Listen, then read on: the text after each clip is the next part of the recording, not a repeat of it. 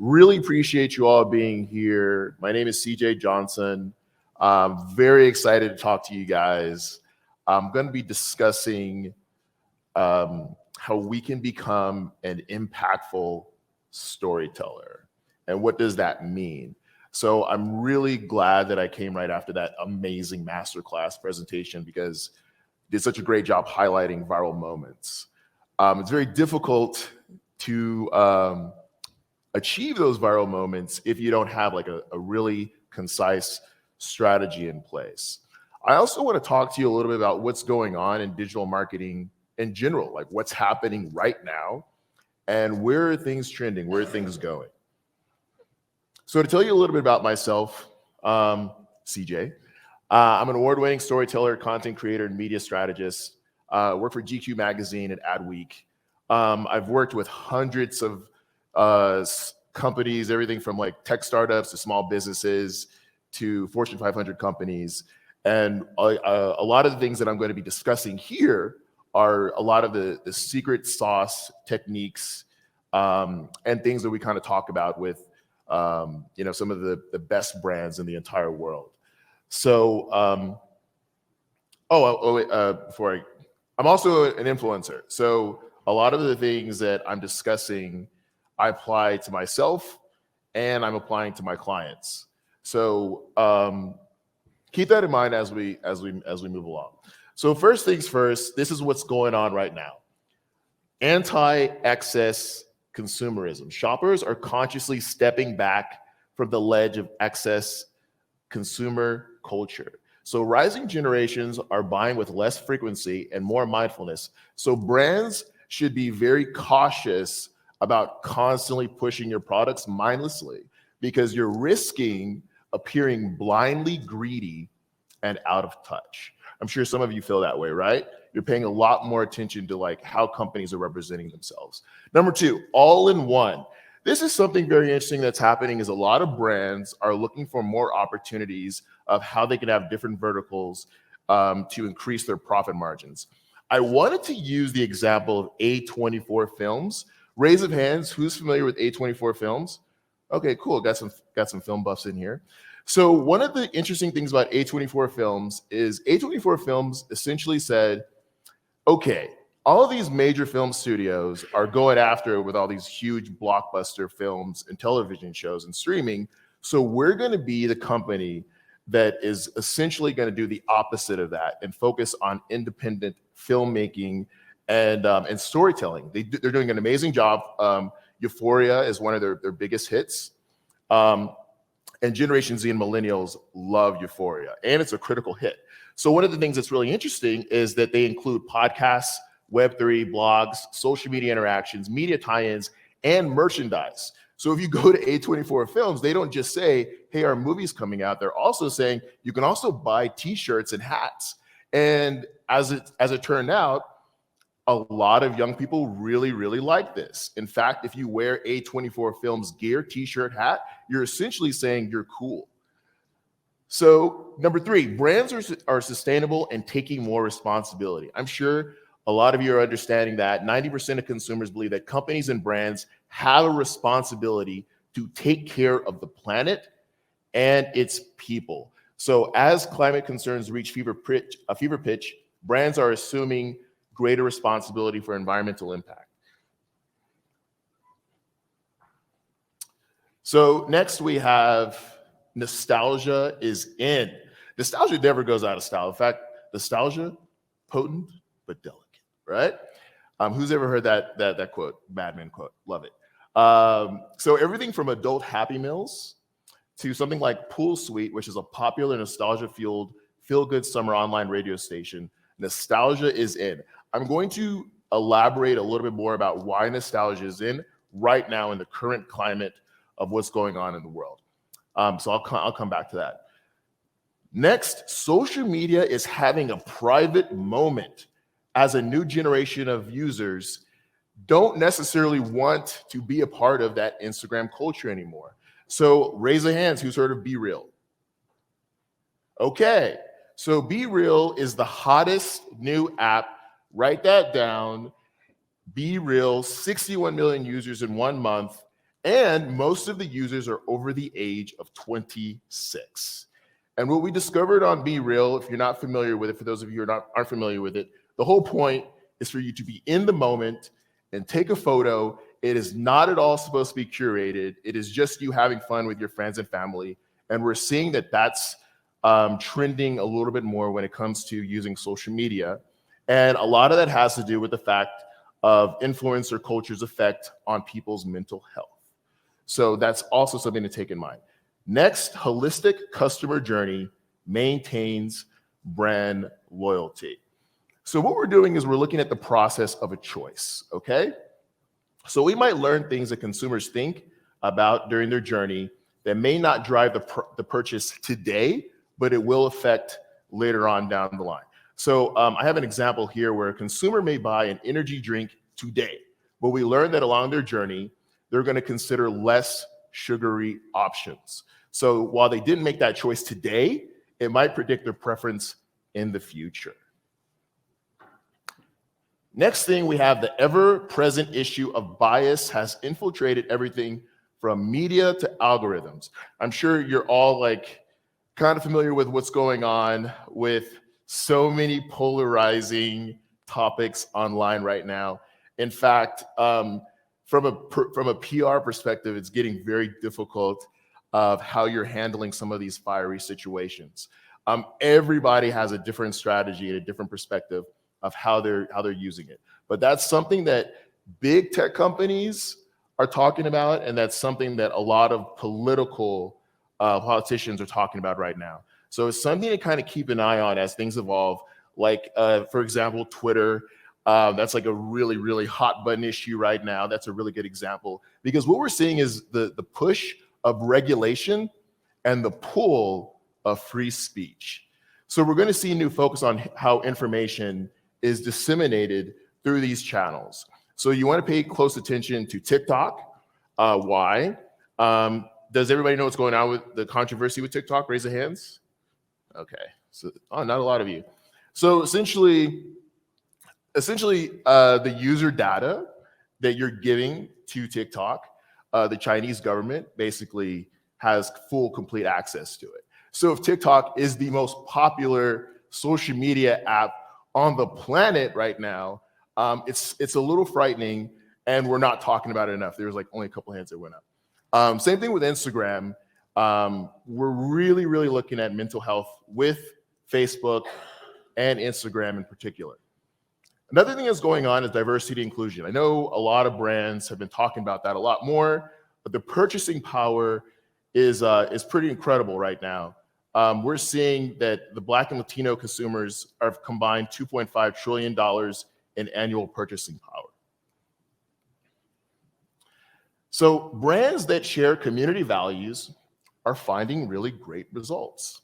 In fact, according to the Axios Harris Poll 100, which is essentially an annual survey that gauges the reputation of the most visible brands in the United States, for the first time in the poll's 6-year history, Trader Joe's, H-E-B, and Wegmans landed in the poll's top 10.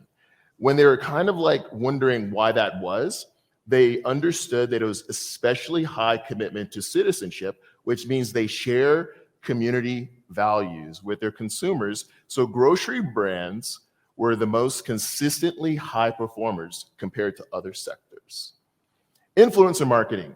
I love discussing influencer marketing because it seems to be such a touchy subject whenever it comes to people looking at their budgets and like, what does that mean? How do we use this? Influencer marketing is a full funnel marketing activity and a top priority investment amongst marketers. How many of you worked with production teams? Raise your hands.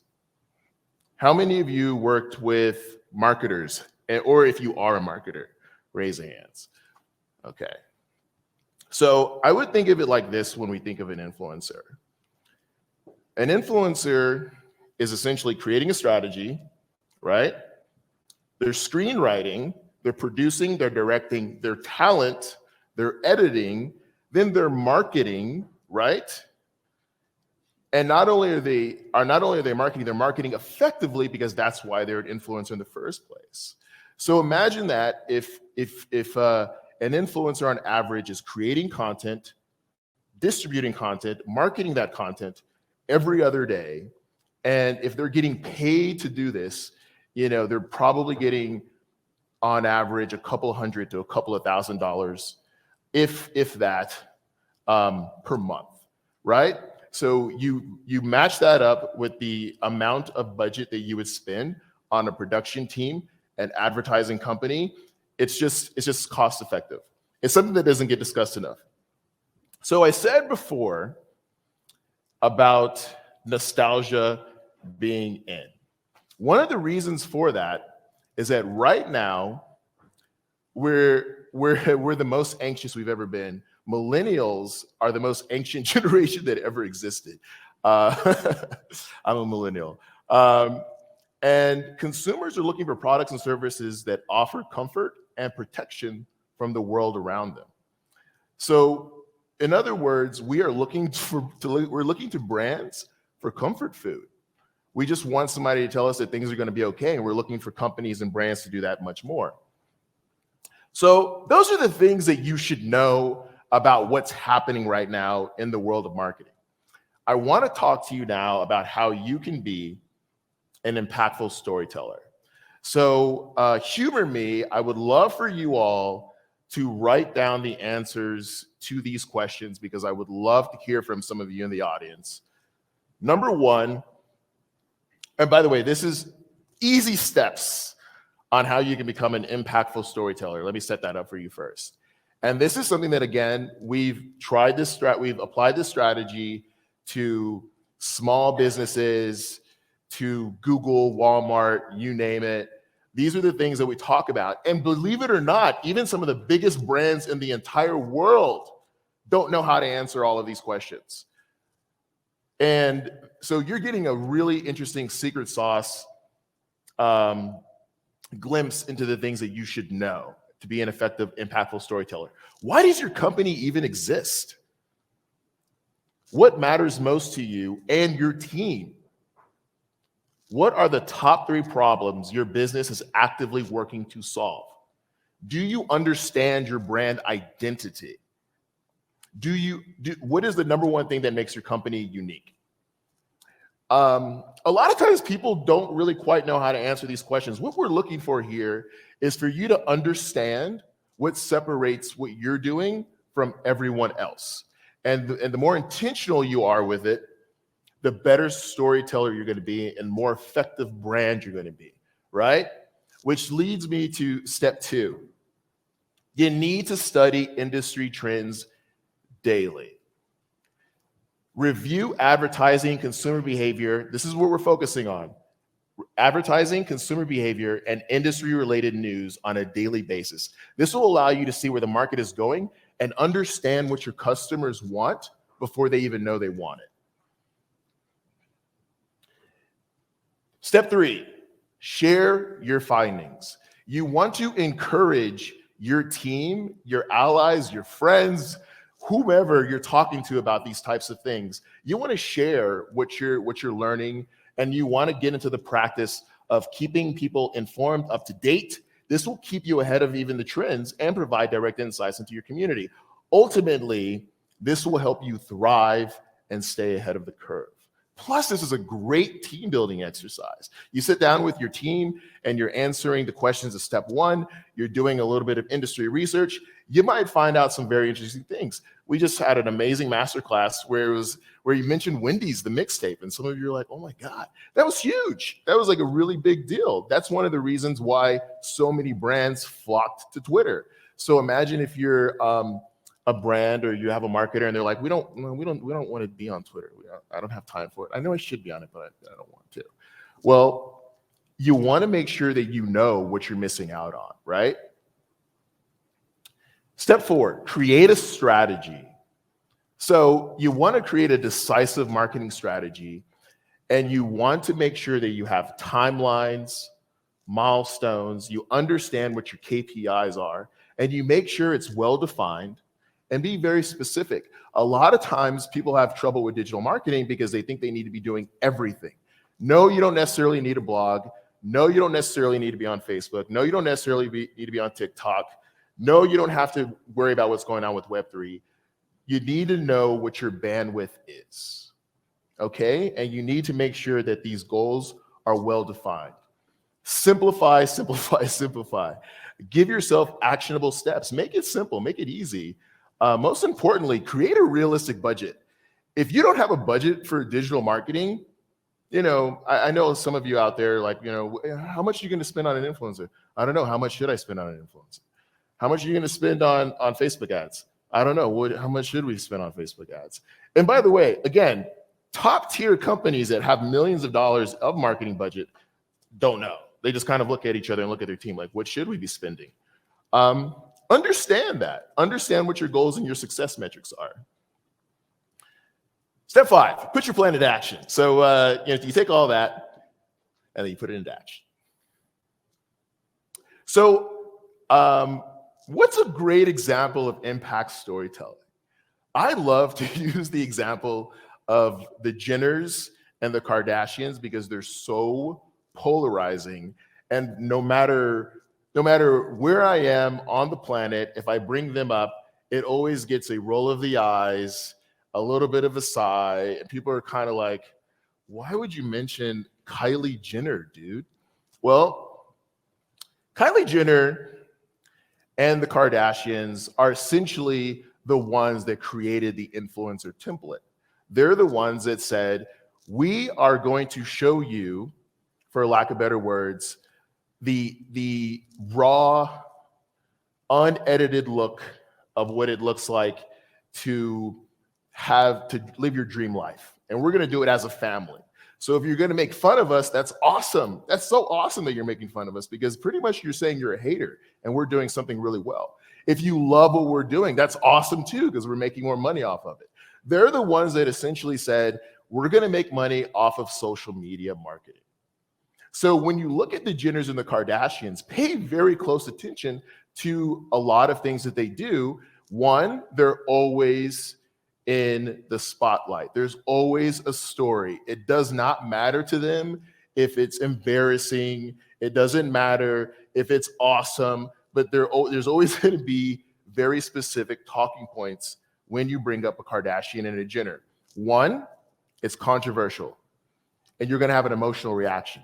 Oh my God, this again. These guys again. Oh my God. Two, they make a lot of money. You're always going to hear one of those two things about any of them. Next thing I want to talk about is Avengers Endgame. I'm a huge comic book nerd, full disclosure. Don't let the black leather jacket fool you. And I love to talk about Marvel Studios and the success that they had. Why? Because Marvel Studios completely reshaped the entertainment industry. If you're not working on a comic book franchise blockbuster hit, you're essentially not working.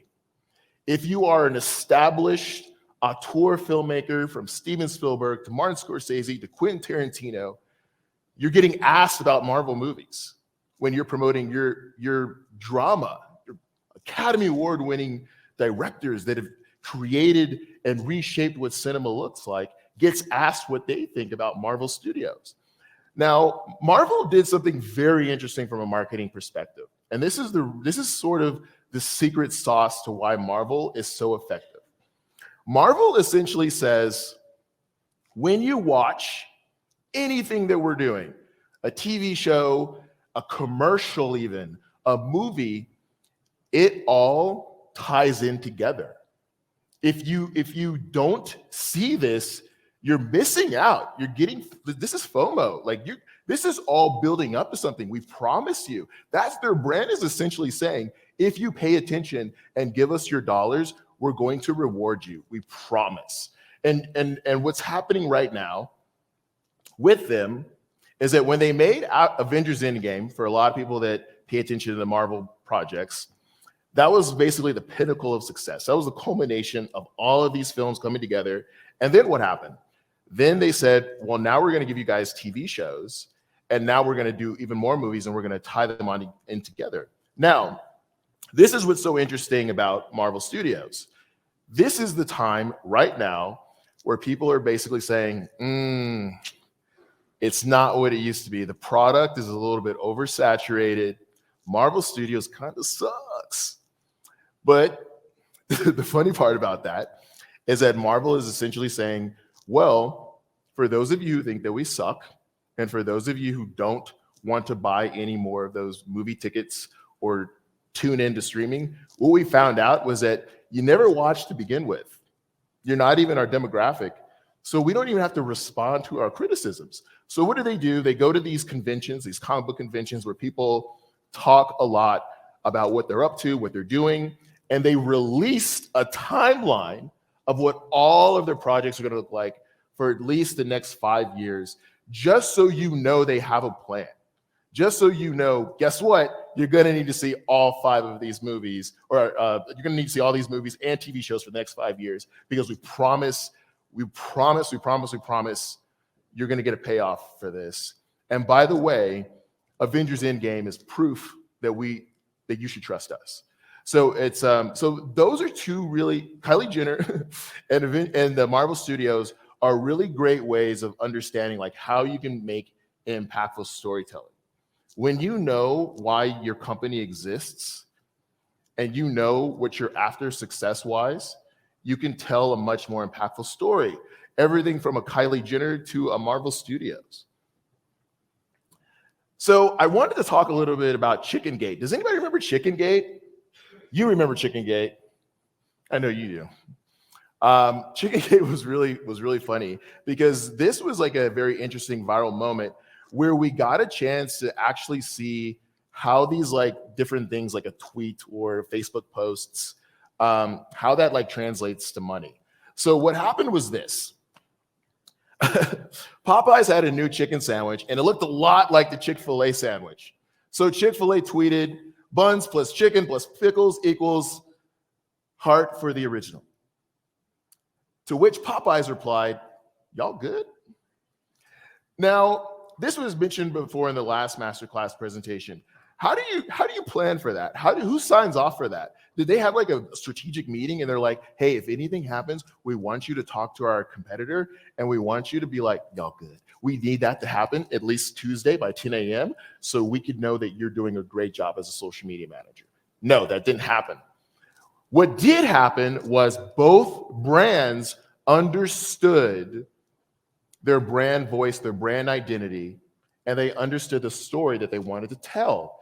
Chick-fil-A essentially was like, we're the top game in town. You're not. And Popeyes is like, we're the underdog. Now, raise the hands. Who loves an underdog? Oh my God, almost everybody raises their hand. And what do you know? What happens? Popeyes is the winner of Chicken Gate. What happens? Hundreds of thousands of internet users rushed to defend Popeyes. Hundreds of thousands of internet users. This show of support allowed Popeyes to pick up 25,000 new followers overnight.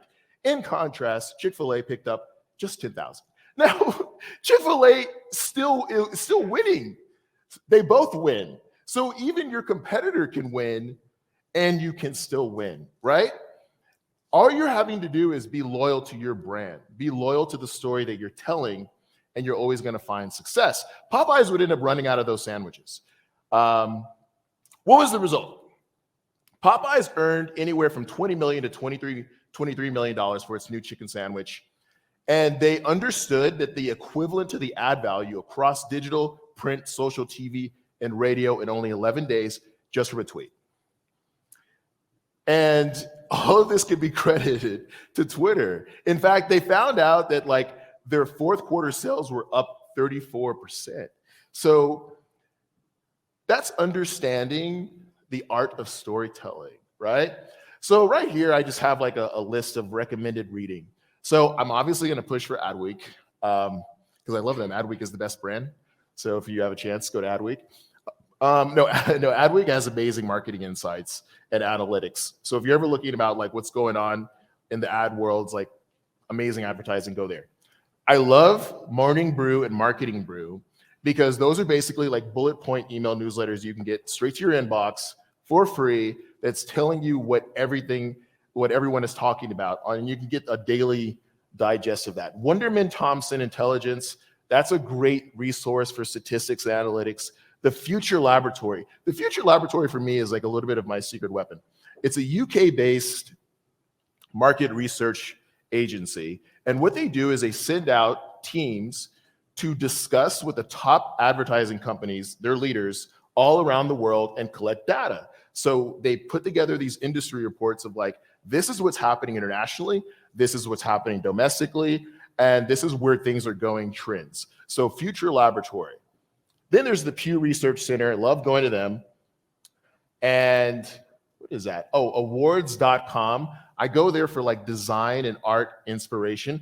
It's always good to see what's going on in the world of design. How's the functionality of your website? How's like what's going on with typography? What's going on with colors and design? Like what's going on with all that? What are the hot new websites right now? The Harvard Business Review. That's going to give you a lot of demographic information and what's going on just in general, like what's going on in different households, like what are consumer behaviors looking like. And then I got like another, like a bunch of recommended apps for storytelling purposes and some cool brands to follow. I'm pretty sure my name's up there. So this is Sam Walton. I don't know if you're familiar with him. Get them talking. The folks on the So Sam Walton is the founder of Walmart. Are the only ones who really know what's going on out there. And I one, I didn't mean to play that, but two, it was a happy accident. Sam Walton and the Walton family still see themselves as a homegrown family. In fact, they have their core values from way from the beginning, generations back, of like what their company is all about. And they always think the customer comes first. That's one of the things that's still in their nature. Their brand value. But also one of the things that's really interesting about Walmart is that they were very slow to adapt to the changing times because it's actually against their company culture. Sam Walton was notorious for driving the same truck for years. It was a beat up little truck. They actually had to like trick him into going into the office so they can change his tires. If any of his executives got really nice cars and they were living lavish lifestyles, they would get chastised and even like penalized. So now Walmart is competing with what? Amazon. They're competing with Shopify. They're competing with this whole changing of the guard. And they finally just now are saying to themselves, okay, we don't want to be flashy, but we do need to adapt and catch up to the times. So does that mean that they go against their company values? Absolutely not. If anything, they're actually doubling down behind the scenes on the Midwest and the South, because they're saying we're losing on the West Coast and East Coast. We're just losing flat out.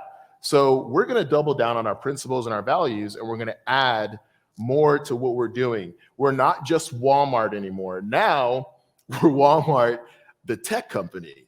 So there's a lot more interesting things that are going to be, announcements are going to be made from Walmart. They're going to come out very soon.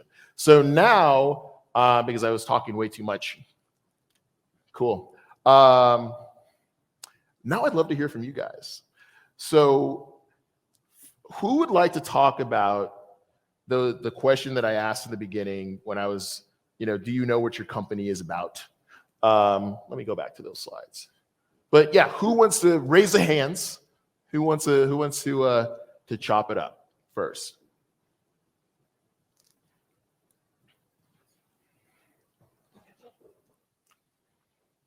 Awesome. We actually just had a company retreat last week, so this is very top of mind. I work for a full service marketing agency. So our company exists to provide bold and purposeful marketing to our clients. What matters the most is to just be transparent and committed and have fun while we're doing it. We really want to help our clients uncover what they really need. Sometimes they come to us wanting, like media relations when they really need a digital ad campaign. So it's just making that clear communication to them. We also want to provide training for our clients as well. So just helping them along. Understanding our brand identity, we're doing a lot of work on this. We're talking about like dropping the PR from our name, since we do all sorts of different things. So that's going to be a big switch for us. And number one thing that makes our company unique, we're just really flexible and customized. No two clients get the same plan. Okay.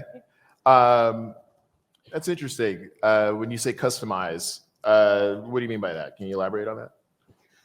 Yeah, for sure. So it really obviously depends on their budget. Right. So someone may really benefit from a Facebook ad campaign, or somebody may be really needing, some help with Google search ads or SEO.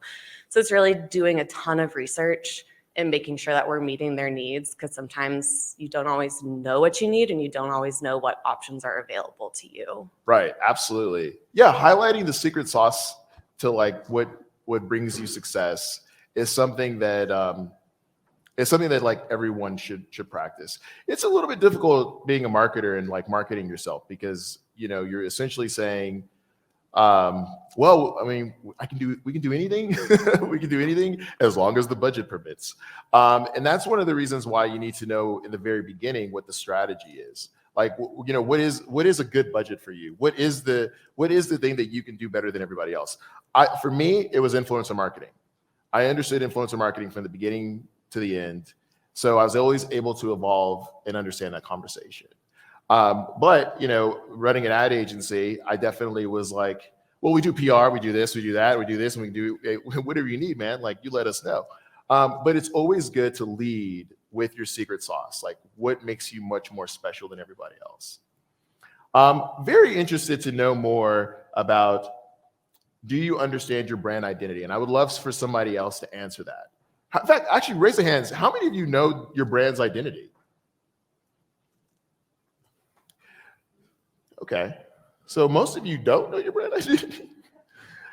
Is that because you can do a lot of things and you're trying to figure out what's the thing that you're the best at? Is that what that is? Anybody is welcome to step up. Okay. We've been making, okay, there you go. Well, so I work for an electrical supplies distributor. So we're a distributor, so we're a brand of many brands. So that's when it gets kind of a little hard, because obviously we have a whole bunch of manufacturers that we represent. We represent around 600 manufacturers for electrical supplies.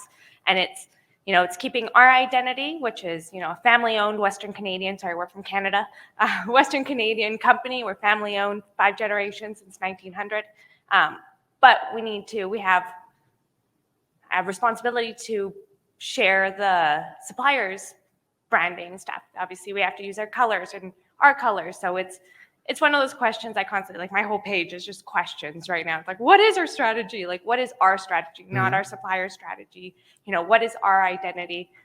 And then how do we mix those together? So that's why I can't really pick up our hand, because we have ours, but we have responsibility to our manufacturers as well. So we're fighting. Absolutely. So for you specifically, you have to highlight the homegrown history of things and the success that you've had working with so many manufacturers. So you actually do know your brand identity. It sounds like you need to polish up what the storytelling aspect of that is. But you always want to lead with what your company stands for, especially if you're a marketer. You always want to lead with what your company stands for and the history of your company. Again, it was very easy for me to talk about influencer marketing because it was something that I had a lot of success with. If you Googled me, you would influencer marketing, there's a photo of me that pops up. But also what I talk about is the history of me. I talk about the fact that I'm a military brat and I've traveled all around the world and I love working with international brands. So when I'm getting business leads, they feel very comfortable, doesn't matter where they're from, having a conversation with me because I'm leading with who I am first. And if you're a company that has historical significance and you have so many clients at your disposal, even doing things like a customer spotlight or doing things of hey, just get to know our team a little bit more. And, favorite show is Game of Thrones. This is the reason why. Charlie's kind of wild, but we love Charlie. you really want to be able to like deep dive into the history of your company.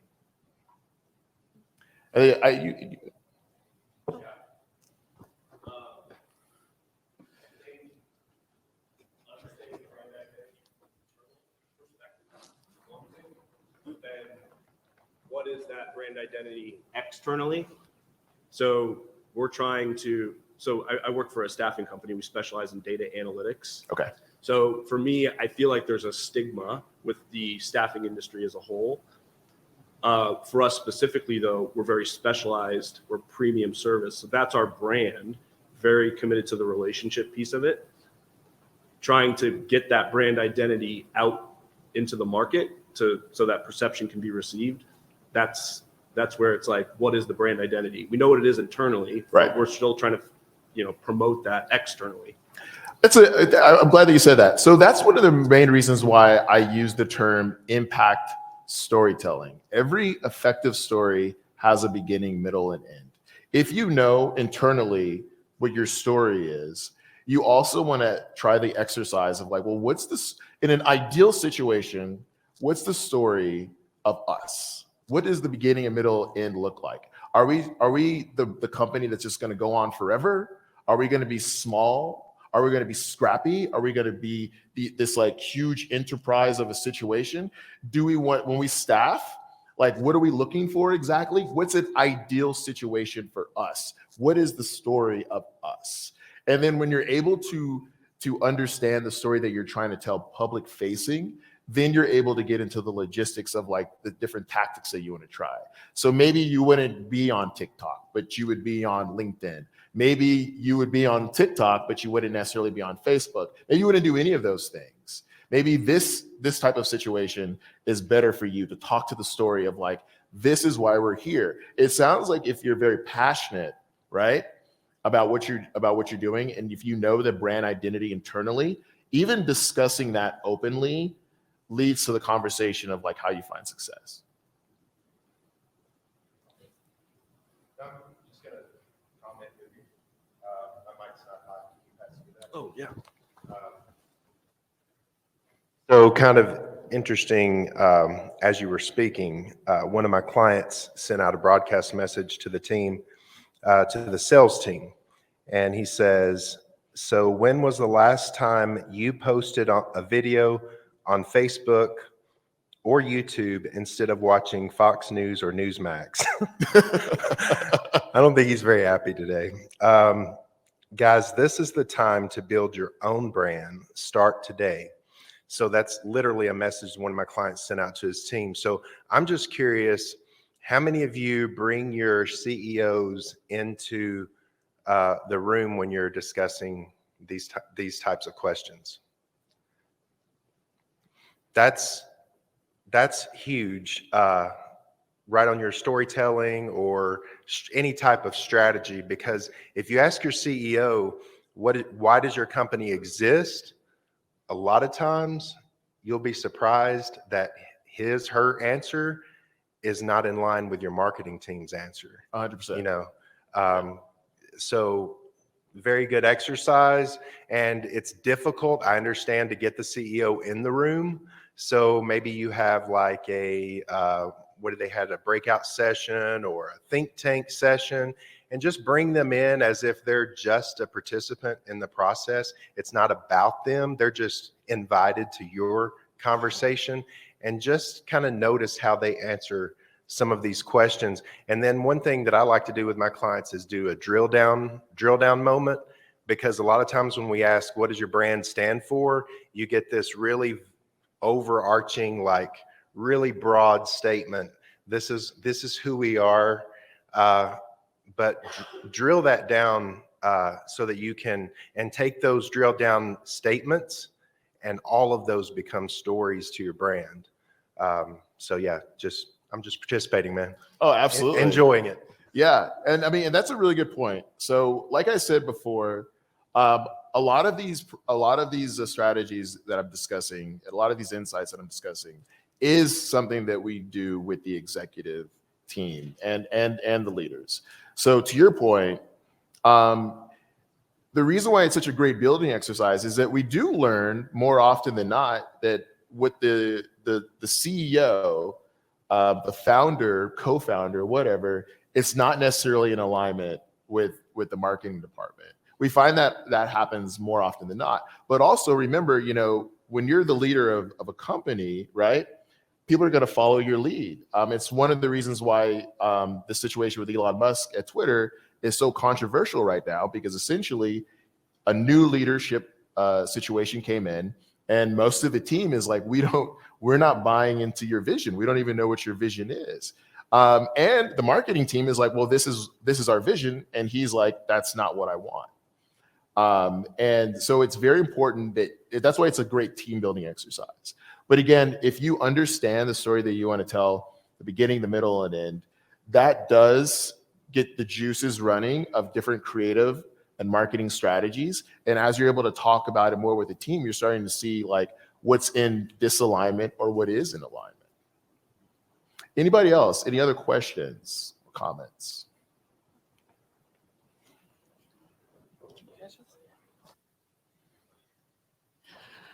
Hi, so I work for a B2B trade show company. And I feel like I've been hearing a lot about leveraging influencers in our social media strategy and how that can provide a really big return on investment. But a lot of these examples are B2C examples. And so I'm wondering if you have any examples of using an influencer in a B2B setting. Yeah, absolutely. A lot of things that are happening right now, specifically with the creator economy, is that there is a little bit of a cap and a shelf life if you are an influencer. So, because I know people are very curious about what that looks like. So essentially, a lot of influencers are like trying to start their own businesses. So we're seeing this happen a lot with Walmart, for example, is that they're like, oh, you have a fashion brand or you have, I don't know, car wax brand. It's like, how can we cross-pollinate and cross-promote? Amazon has done a really effective job with this as well. So what we're doing is we're just essentially finding ways to like work with each other. You being like, I'm selling my product in your store, and we're both promoting each other. So essentially, like the B2B play with influencers is finding a way of like, well, what is your specialty? What is your business that you're working on? And how can we like find ways to cross promote one another? It's actually very effective, but that is where the creator economy is going right now. So you're seeing that a lot more emphasis, even within Instagram, where they're like, hey, if you're participating in our creator program, because they understand that like even being an influencer in itself is like its own business, right? I saw like two more hands over there.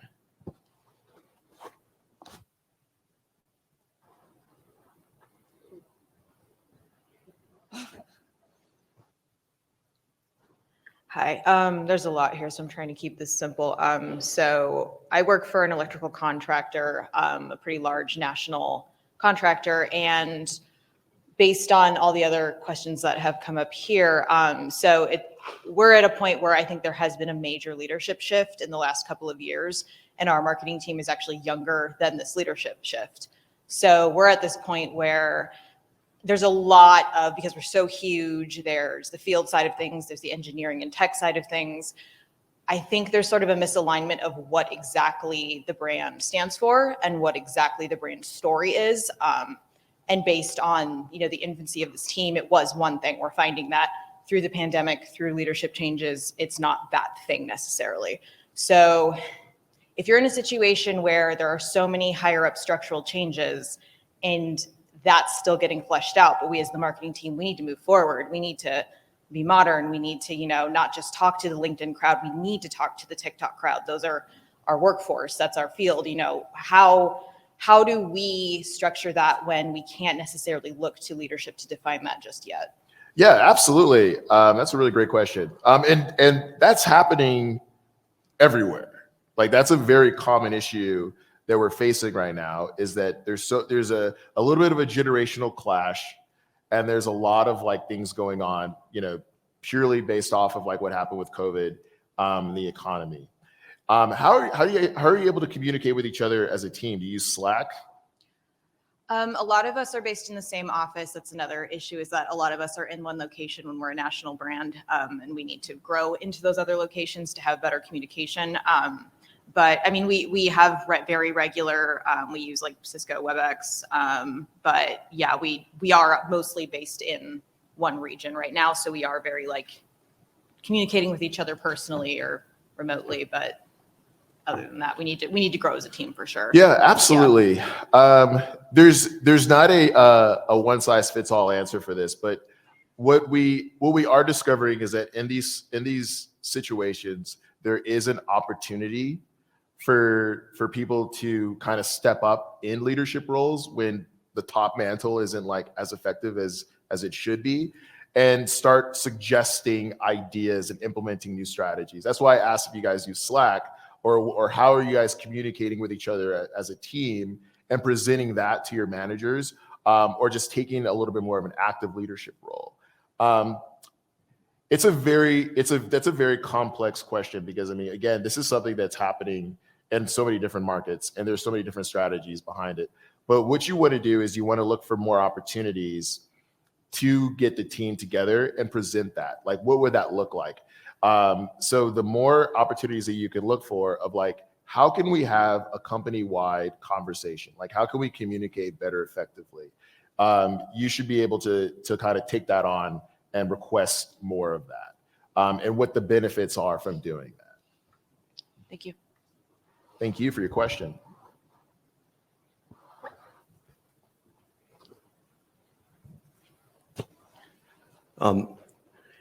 So I'm kind of in a unique position. I'm a medical doc. I'm semi-retired medical doctor. I'm also one of the few doctors who's certified in ancient traditional Hawaiian healing. But that's an ancient art, thousands of years old. And now we're trying to bring it into, you're talking about, well, watch the trends every day. So what do you think is I do wellness programs, and the ancient traditional values are part of the wellness program. It's holistic. Ancient Hawaiian healing arts were all holistic and spiritual.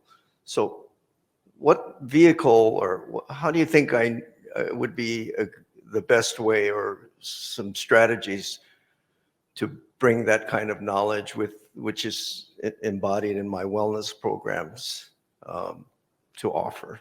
Yeah, absolutely. I mean, first of all, holistic is in, health and wellness is in. Like I told you, you're a great example of somebody that we would say you should get on TikTok and create shareable content.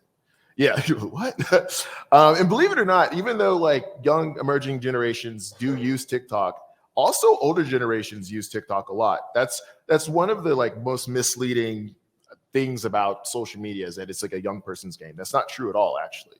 And what you should be looking for is what that ancient tradition, what does that look like? And how are you able to make explainer videos, like 3-step situations, or this is how you heal your soul, that type of thing. Use buzzwords to get to tell the algorithm in TikTok like that you're like a little bit of a viral situation. That's how you're going to get picked up more. But what we're seeing now is that raw and simplicity is like in. So you don't have to do anything glossy. You don't have to do anything of high production value. You telling your story and sharing what that looks like is like very authentic. I know that this is like an ancient custom. That's very appealing right now, because again, we're trying to do more of a holistic journey, and people love learning new techniques like that, especially for healing. So you're on it. You got it, man. Is there a disconnect for some of the social media, like the Wendy's Twitter voice is different than, to me, their brand identity, brand voice in the store, in their TV ads? And if they're going after a certain audience, great, but then that's still kind of a disconnect from what I think of Wendy's or Chick-fil-A or whatever. Yeah, that's great. That's a great question. I wish people would ask that more. So at the end of the day, it is a collective voice. So there is like,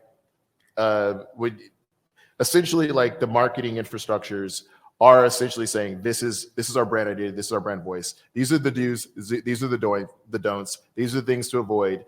And so there is like a conscious and strategic effort to have a different voice for every social media platform and to talk differently. There's different rhythms to how you like chat on social media. So what somebody would tweet about, that wouldn't be the same language you would use in an Instagram post. So that is the reason why you have effective social media managers that have social calendars and strategize with this, but they're following the lead of the brand identity and voice. So it may seem like there's a disconnect, but in reality, there isn't. It's just very strategic. So something like McDonald's, for example, with the new thing with the adult Happy Meals, they don't necessarily talk like Wendy's, right? But they're becoming culturally relevant again because they're essentially saying, well, nostalgia is in, right? And like, we want you to feel good and we want you to look back. So, hey, remember when you had a Happy Meal and you're feeling really happy? Like, and you're also getting a toy. Like as an adult, you're getting a toy. You're welcome. And even then, the McDonald's, they have these different things where they team up with, he's not even, you know where I'm going with this, with like really hot music artists. And they're having these themed campaigns. So even McDonald's, something like a McDonald's is like having a unified front, even though it might look different, like with each social media channel. But it's always a unified voice. And the brands that have the longevity and the most success are the ones that really understand their brand identity. You always want to know where you've come from and where you're going. So the reason why I threw up that brand identity question is like brand identity trips up a lot of people. It's probably one of the most difficult questions to ask because again, you're like, we kind of know who we are and then we kind of know what we could be. But when you break it down and you think of it like a story and you think about it from the historical context of the success that you've had, then you say to yourself, well, what are we missing out on, right? And what can we improve upon, especially in the world in which we live in, where everyone is looking for more connection? That's the reason why we use more words like community and engagement, because essentially, even having good customer service now, how many times have you like called for customer service and it's just an automated voice and you're like, oh, Jesus Christ, shit, like, what do I do? Even that is a marketing strategy, picking up the phone more and having a human voice behind it. So again, what I was saying earlier, like holistic is in. So like having these developing these personal, emotional ties to one another, even as a brand, as a company, as a logo, that's in right now. That is what you should be focusing on. You should not be focusing on sell, and like, well, we don't know who we are. We think we know who we are. We think we know what we're doing, but like we could, you don't need to say all of that. Like, let's simplify the strategy. Always simplify. Cool. Can I ask one quick question? Yes. I mean, you kind of shocked me when you said TikTok because my audience is like 50 years and older. Well, who do you think's Typically, on TikTok? What's that? Who do you think's on TikTok right now? The young people under 25 years old. No, there's tons of people that are 50 years older. 100%. Oh, man. Yeah. I'm missing out. Exactly. You're missing out. Missing out. Wow. So, but TikTok, aren't they like 30-second or 60-second videos? Yeah, 15 second to 60 seconds. Yeah. And I'm supposed to do a health thing in 15 seconds. It's that's a very good question. Our attention spans is getting way shorter anyway. So one of the things about being an effective storyteller when it comes to social media and those like 15 second, 30 second, 60 second bites, it's a really great way to practice how you get information out to people. So a lot of times people struggle because they're like, well, I'm going to need at least 30 minutes to tell you what we do and how we do it and like why we're so cool. dude, you don't have 30 minutes with anything. You don't have 30 minutes with a loved one. Like, you're going to get those 5 seconds, 15 seconds, 30 seconds. So for you, what that would look like is it might be a short video, it might be a photo, but you're going to have like text over it. You're going to say something. And it's going to be short bursts. So short bites. The less you say, the better. Because then it's shareable, right? And then you get more views. So there's a way to like game the system a little bit. I don't want to say game the system. There's a way to have like a very effective strategy of like less is more and to get information out as quickly as you possibly can. So if you want to do like a whole situation where you're like, listen, let me give you a 60-minute lesson on this healing process. Well, if you were to break that up, you actually have more content to share, right? You would fill up your calendar for 30 days if you were to break that up. So why don't you look at it that way? Like a simple step. Step 1, that's Monday. Step 2, that's Tuesday. Keep it very simple for yourself. But again, we're not looking at this in the way of like an age thing anymore when it comes to digital marketing. Like that conversation is like kind of outdated a little bit. Don't forget, like, we're getting older every year. So like, what was once young is older now, and nobody's leaving social media. There's billions of people on Facebook, billions of people on Instagram. So you're missing out if you're not taking advantage of social media, because right now social media is trying to figure out ways on like, hey, how do we monetize this more? Like, how are we able to like, get you as a consumer for our brand? Because literally you guys are like getting free marketing off of us. So social media is actually a very powerful tool. Doesn't matter. It's all about time and strategy when it comes to social media. So one of the common complaints I hear about social media is like, I don't have enough time. I just don't have enough time to do all this. Like, who's going to do all this? But again, if you pay attention to something like a TikTok, you're seeing that the things that are going viral is just a photo, it's just a video, and then a clever caption. And it's like usually less than 5 seconds, and it's getting shared all over the place. So, we want to keep that strategy very simple.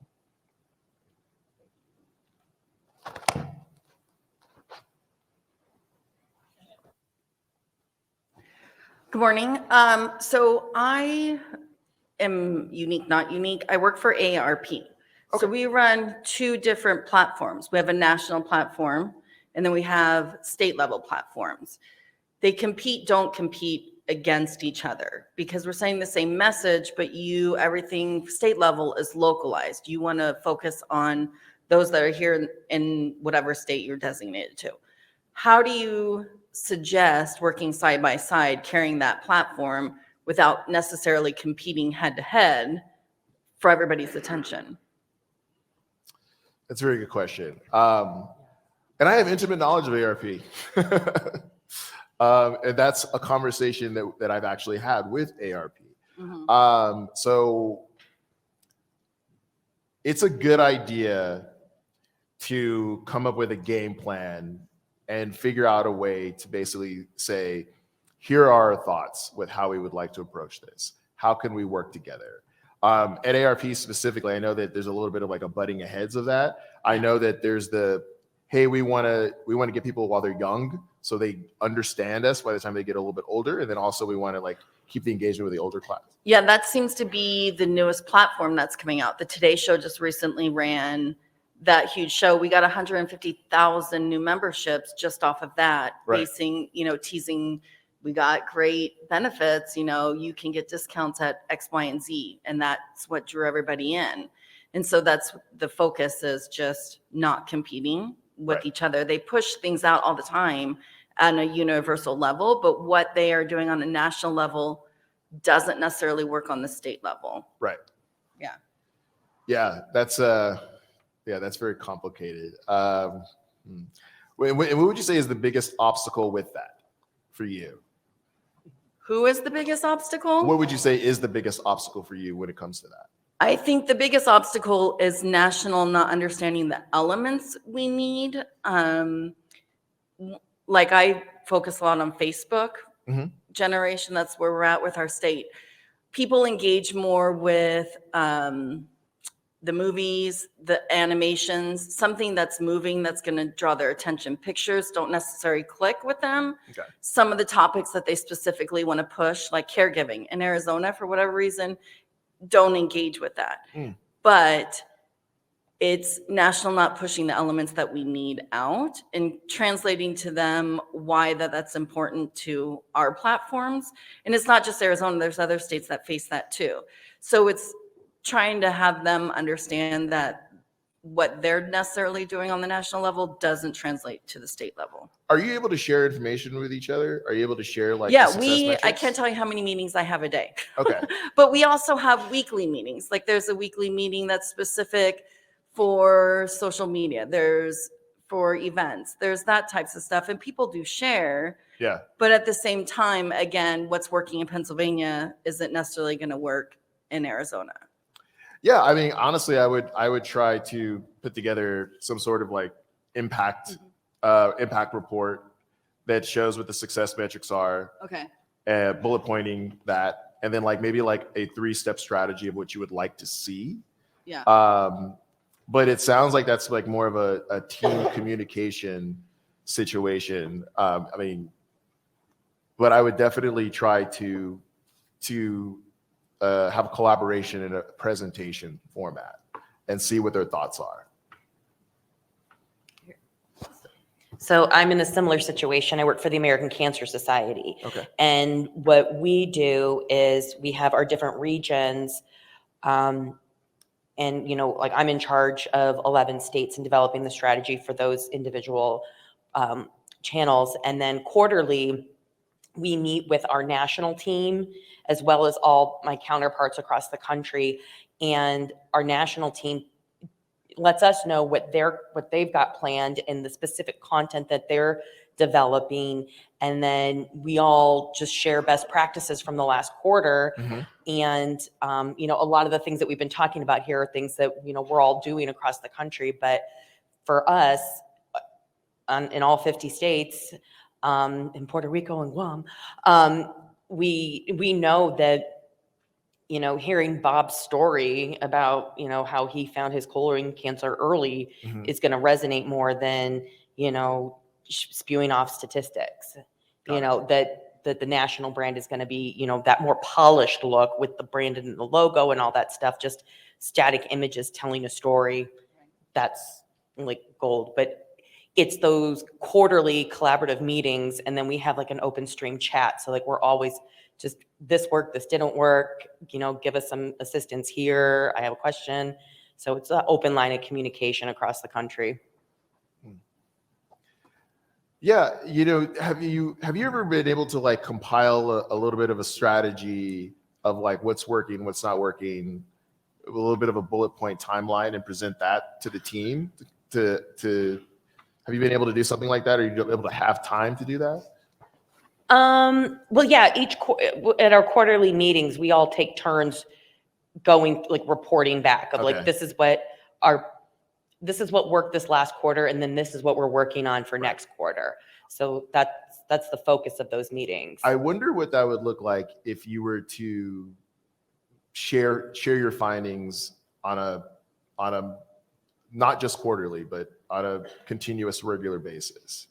Are you able to do that? I mean, I think we could. We just workload balance and bandwidth and all that fun stuff. So I mean, I think that's just why we don't. It used to be monthly, but they Okay. switched it to quarterly, I think, just from, you know, what we could do. So I just wanted to mention this real quick. So remember I said earlier about sharing your findings, you know, with your team. It is very difficult to do that on these large corporate, these large organizations. And I intimately know ARP, so I know how hard that is. Even with Walmart, their social media team doesn't talk to their marketing team. And that's pretty wild.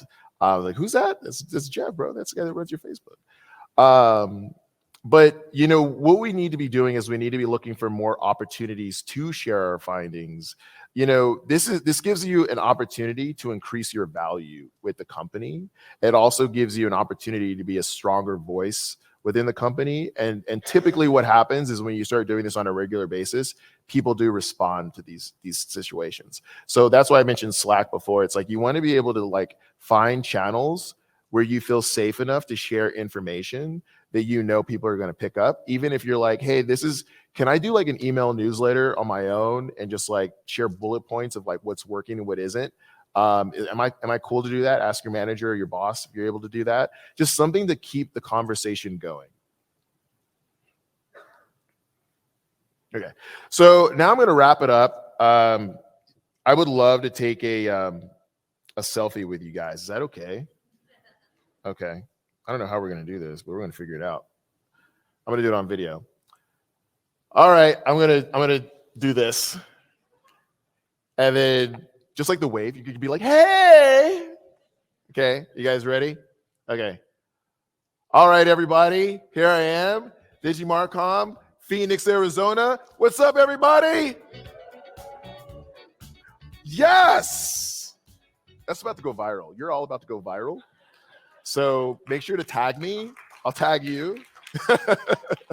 Thank you so much, everybody. Appreciate you.